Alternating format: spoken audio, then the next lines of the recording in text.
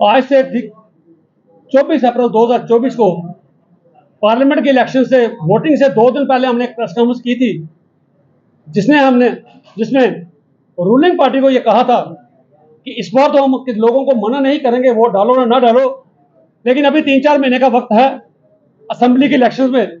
उससे पहले आप सिखों की जो मुद्दे हैं उनको हल करने की कोशिश कीजिए, वरना हमें मजबूर होकर अपने लोगों को कहना पड़ेगा कि रूलिंग डिस्पेंसेशन जो बीजेपी रही है इसको वोट मत कीजिए।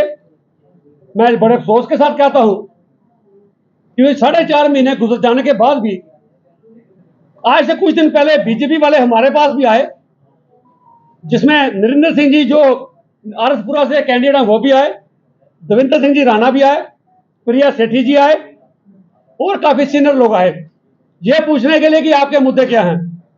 पहले तो हमें अफसोस हुआ कि आज 10 साल गुजर जाने के बाद अभी भी आज को आपको हमारे मुद्दों का नहीं पता। चलो खैर मुद्दे देखें।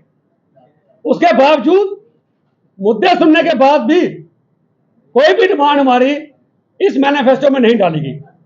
मैं बताऊंगा, सबसे पहले जो गुस्ताखी इस मैनिफेस्टो में है, यह बीजेपी का संकल्प पत्र, वो पार्टी जो ये कह के आई थी सबका साथ, सबका विश्वास और सबका विकास, सब विश्वास।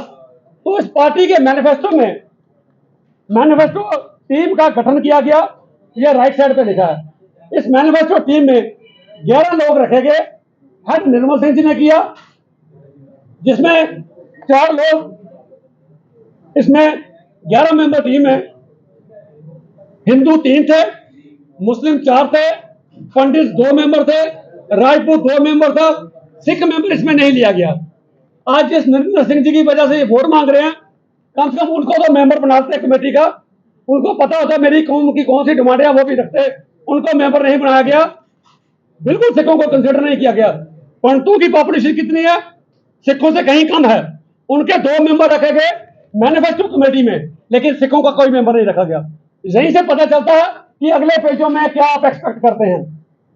इसमें 20 पॉइंट जो उन्होंने अपने हासिल किए, जो अचीवमेंट्स की उपलब्धियां थी वो जिक्र किया।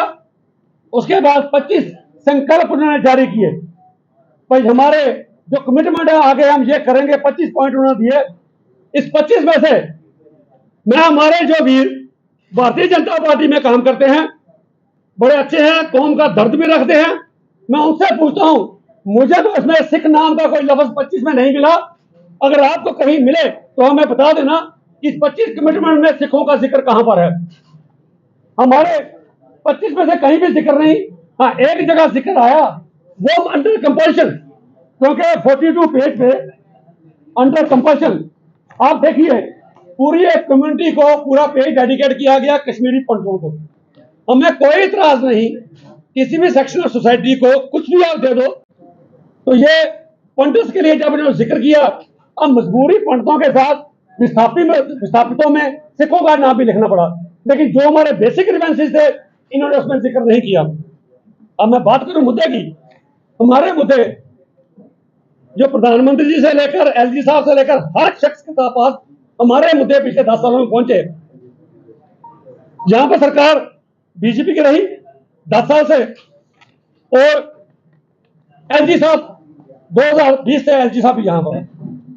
मैं इनसे पूछना चाहता हूं कि हमारी सबसे बड़ी एक डिमांड थी पॉलिटिकल रिजर्वेशन। आपने SC ST OBC पहाड़ी गुज्जर और पंडित को 2 सीटें नॉमिनेशन असेंबली के लिए दे दी। सिखों का क्या गुनाह था? पंडितों ने सफर किया, नो डाउट, पंडित मारे गए, उन्होंने सफर किया। सिख अगर 327 पंडित मारा गया, 215 के करीब कश्मीर में सिख भी मारे गए, उनका क्या कसूर था? कहां सबका साथ सबका विश्वास की बात करते हो? पॉलिटिकल रिजर्वेशन की हमारी बड़ी पुरानी डिमांड थी, बिल्कुल किसी ने उसका जिक्र नहीं किया। SR 425 कश्मीर में जो नॉन माइग्रेंट थे उस कोटे में सिखों को बाहर किया गया, आपने मैनिफेस्टो में उनका जिक्र क्यों नहीं किया? हमारी पंजाबी लैंग्वेज जिसको भारतीय जनता पार्टी ने जेके यूटीएसएल बिल से बाहर निकाला, क्यों इसमें जिक्र नहीं किया? हमारी मुलाकात आज से कुछ देर पहले एलजी महोदय से हुई थी as a Sikh proxy fund के तौर पे। ये हम एलजी साहब के साथ 14 मार्च 2021 को मुलाकात हुई, जिसने एलजी साहब ने हमारे साथ कमिटमेंट की कि SRO 425 में मैं कश्मीर के बच्चों को भी इंक्लूड करूंगा, उनके लिए भी एम्प्लॉयमेंट पैकेज एक्सटेंड करूंगा। हमारे साथ उन्होंने कमिटमेंट की कि ये बातें मैं करूंगा। उसके बाद setting up of national minority commission in JKUT, ये भी कमिटमेंट की गई। आज तक नेशनल कमीशन माइनॉरिटी यहां सेटअप नहीं किया गया। उसके बाद एक आनंद मैरिज एक्ट, आनंद मैरिज एक्ट सरकार ने अपने अचीवमेंट में तो कहते हैं हमने किया। LG साहब, 1 साल पहले रूल्स पास किए गए थे, पार्लियामेंट में 2012 में अमेंडमेंट करके निकाला गया था। 1 साल गुजर जाने के बाद भी आज से 2 दिन पहले मैं पूरे तहसीलदारों के पास होके आया। आज भी जो मैरिज डिसीजन हो रही है वो हिंदू मैरिज एक्ट के तहत हो रही है। आपने अभी तक डेजिग्नेट नहीं किया कोई कौन किसके तहत आनंद मैरिज एक्ट अभी तक इंप्लीमेंट नहीं हुआ, वो भी आपने नहीं किया। ग्रांटिंग ऑफ OBC स्टेटस, हमारी OBC स्टेटस की फाइल जम्मू के chairman OBC economically backward classes के चेयरमैन के साथ पड़ी है, 3 साल से पड़ी है। इसको कंसिडर किया गया, दिल्ली भेजा गया, लेकिन कश्मीर के जो 55,000 सिख रहते हैं उनको OBC के दर्जे के लिए कंसिडर नहीं किया गया। उसके बाद नहीं किया गया।